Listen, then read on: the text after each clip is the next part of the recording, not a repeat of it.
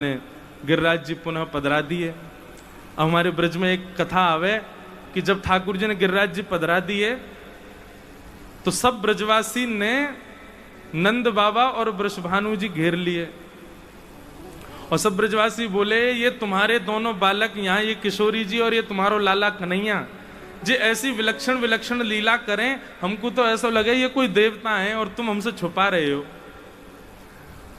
तब नंद बाबा और वृषभानु जी बोले, देखो भैया ये कोई देवता नहीं है, पर हम आपको सांची बताएं तो गर्गाचार्य जी जब नामकरण करवे आए तो गर्गाचार्य जी ने ये बात बताई कि ये नारायण के समान गुण वाले हैं।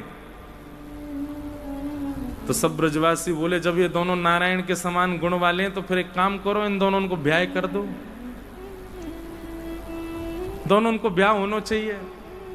अब वृषभानु जी और नंद बाबा एक दूसरे को देखें, दूर खड़े ठाकुर जी तो पूरा इंटरेस्ट वहीं चलोगा ठाकुर जी को।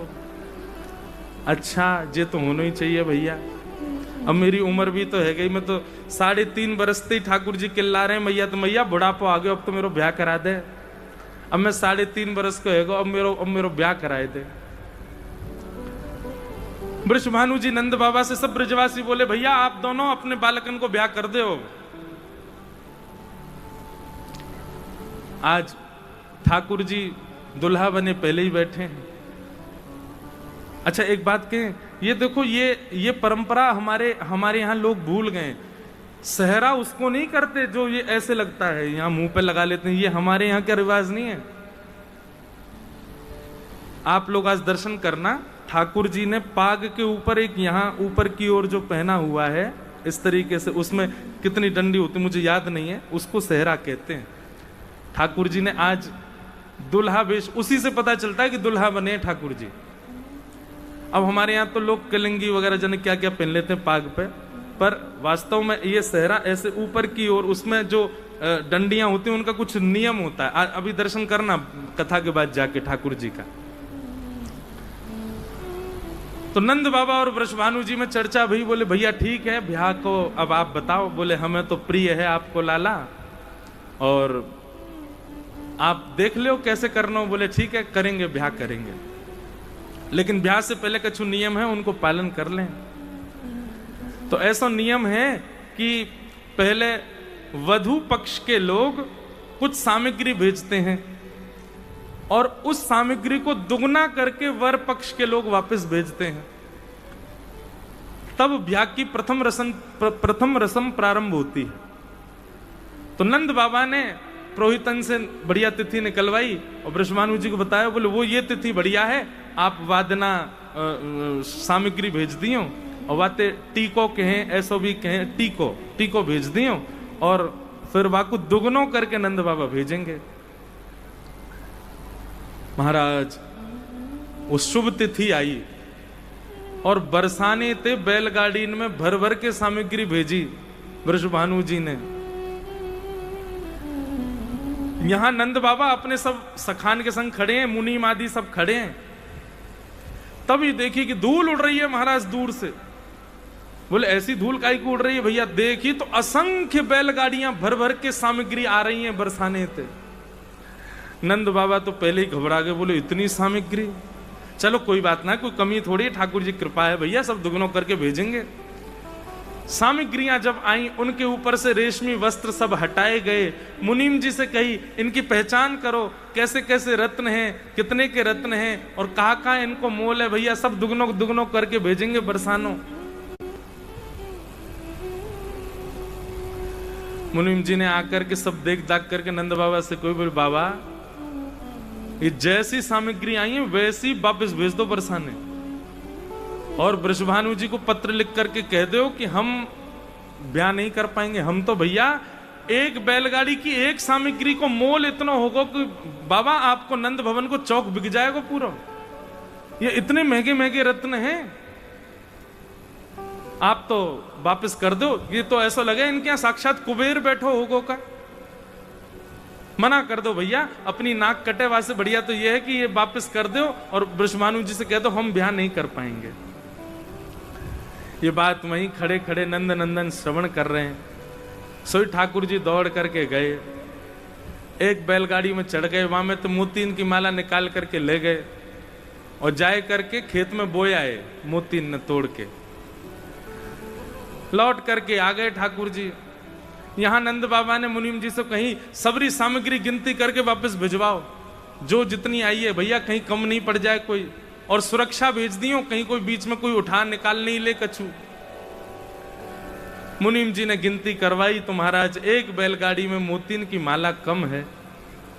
मुनीम जी आकर के बोले बाबा ये तो अनर्थ है गयो, हम संबंध तो कर ही नहीं पा रहे, वाकई बात तो, और अनर्थ ये है गयो कि जो सामग्री आई उतनी भेज भी नहीं पा रहे, दुगुनो करनो तो बहुत दूर की बात। नंद बाबा बोले कहा भाई? बोले कोई मोती की माला चुरा के ले गयो बाबा। नंद बाबा बोले ढूंढवाओ भैया, पूछो सबन से, हाथ जोड़ जोड़ के कहां गई मोती माला। नंद बाबा सिर पे हाथ धर के बस रुदन कर ही रहे हैं भाई, इतने में ही नन्हे से गोपाल जी आ गए। बिल्कुल सावधानी भैया, बिना बोले ही सबसे कहो कि आगे है जाए। बोले वृंदावन बिहारी लाल की। तभी नेक्स्ट से ठाकुर जी आए और बाबा से बोले बाबा कहा भयो, आप इतने उदास काहे को है गए? नंद बाबा बोले लाला देख, इतनी सारी सामग्री आई ब्रजभानु जी के यहाँ थे, हम दुगनो करनो तो दूर, जितनी आई उतनी भेजना पा रहे, जन कहाँ थे कोई चोर आए गए हो या मैं तो एक मोती माला लेके भाज गए हो, कहा करूं अब मैं? ठाकुर जी बोले अरे वो मोती माला तो मैं ले गए हो बाबा। बोले तू काहे को ले गए हो? बोले मुनीम जी आप तो यूं कह रहे कि भैया हम पे तो इतनी सामग्री नाए बनेंगी, दुगनी करके हम तो नाए भेज पाएंगे, तो जितनी है उतनी वापस भेज दो। मैंने सोची कि वैसे मैं इतना बड़ा हो गया हूँ, मेरो ब्याह ना है रो, और अब जब वापस नाई करे दुगने करके तो बाबा ना जाने कितने दिनों बाद मेरो ब्याह करेंगे, ब्याह तो होना चाहिए अब मेरो। तो मैंने मन में विचार करी बाबा हमारे इतने बड़े बड़े खेत, उनमें जाए करके आप जुताई बुवाई करो तो इतने सारो अनाज हमारे घर में है जाए। तो मैंने तो एक मोती की माला लई तोड़ के और सबरे मोती बोए दिए खेत में। वो मोती बोवेंगे, उनमें ते अंकुरित वृक्ष होंगे, फिर वृक्षन में जैसे फल लगे ना ऐसे मोती लग जाएंगे, और मोती इनको तोड़ तोड़ के दियाएंगे हम ब्रजभानु जी को। पर मेरो ब्याह कराए दो आप, ब्याह मत रोको। नंद बाबा बोले अरे लाला तू बड़ो भोरो है भैया, अरे मोती बोवे तो कोई मोती थोड़ी होयो करें। अब तू चल जल्दी मेरो हाथ पकड़ के ले चल, कहां बो के आए हो, कौन कौन सी जगह तेने बो तो को याद तो है ना? बोले बाबा लेकिन मुझको शर्त लगाओ कि आप मेरो ब्याह कर दोगे। बोले अरे बाद की बात है, तू पहले मुझको बता तू कहां बो के आए हो। ठाकुर जी नंद बाबा की उंगली पकड़ करके लेकर के गए, और महाराज जैसे ही खेत में जाए करके देखो है, वहां तो दिव्य दिव्य मणियां रत्न और मोतीन के बड़े बड़े वृक्ष खड़े हैं, और असंख्य मोती असंख्य मणियां असंख्य रत्न लगे हुए हैं। नंद बाबा की आंख खुली रह गई, मुंह खोलो रह गयो। बोले लाला जे खा भयो? बोले कछु ना बाबा, मेरो ब्याह कराए दो, अब इन सबन को तोड़ तोड़ के दुगनो दुगनो करके बरसानो भेज दो। और श्री ब्रजभानु जी से कह दो अब ही तैयारी करें, बाबा मुंह पे रुको ना जाए रहे हो, अब तो जल्दी घोड़ी मंगाओ, मुंह को बैठा के दुल्हा बना के ले चलो, मेरो ब्याह कराए तो ब्याह मत रोकियो बाबा। तब नंद बाबा हर्षित भये और लाला को अपनी गोद में उठाए करके खूब आनंदित भये। अच्छा देखो, ठाकुर जी की लीला प्रत्यक्ष प्रमाणित कर देती है कि वो भगवान है, लेकिन ब्रजवासी मानते ही नहीं कि वो भगवान है। ब्रजवासी इतने सीधे हैं, इतने सरल, उनको लगता है ऐसे ही हो गया होगा भाई, जैसे हम बीज बो में वैसे मोती बोवे है गए होंगे। जब प्रेम इतना बढ़ जाता है ना, तो आपको वास्तविकता और जड़ जानने की इच्छा नहीं होती, जो दिख जाता है आपको विश्वास हो जाता है कि हाँ ये ऐसा ही होगा। ये प्रेम की पराकाष्ठा जिसमें हो उसका ऐसा लक्षण होता है, वो ज्यादा गहराइयों तक पहचानने की उसकी इच्छा नहीं होती, ऐसा कैसे हो गया, ये कैसे हो गया, ये कैसे संभव है। जो आजकल के पढ़े लिखे लोग हैं वो तर्क कुतर्क में जाते हैं, पर ब्रज के उपासकों को कुतर्क में नहीं जाना चाहिए। निधिवन में आज भी रास होता है क्या? सब यही पूछते हैं। अरे भैया केवल निधिवन में नहीं होता, संपूर्ण ब्रजमंडल में आज भी रास होता है। देखने वाली दृष्टि चाहिए, आज भी ठाकुर जी कर रहे हैं। हमने सुना है रात को वहां जो चला जाता है सुबह तक वो अंधा गूंगा बहरा हो जाता है। भैया ठाकुर जी जाको दिख जाएंगे ना, वो अंधो ही है जाएगा, फिर वो जानबूझ के अंधो है जाएगा। ठाकुर जी को देखे के बाद स्थिति है जाएगी, अपने आप ही आंख फोड़ दोगे ताकि मैं कोई और देखूं ही ना। भैया यही छवि रहे मेरे नेत्रन में। ठाकुर जी को देखे के बाद कोई और की सुनाई देवेगी ना, अपने आप बहरे रह जाओगे, मन ही ना करेगो कोई और को सुनवे को। ठाकुर जी दिख जाएंगे तो है सके अपनी जवानों काट ले, वो बोलना ही ना है, मैं मौन रहूंगा। भैया सदा ये जोड़ी मेरे चित्त में रहे, ये स्वरूप मेरे चित्त को कभी त्याग नहीं करे, अपने आप ही आप ऐसे रह जाओगे। ये आश्चर्य की बात क्यों लगती है लोगों को वृंदावन के प्रति?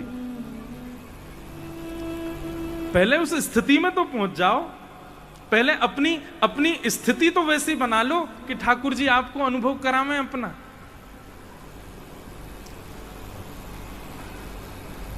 प्रेम की पराकाष्ठा जब होती है तब विश्वास प्रकट होता है चित्त में, फिर उस कही गई बात या उस स्थिति को ज्यादा परखने की इच्छा नहीं होती चित्त में।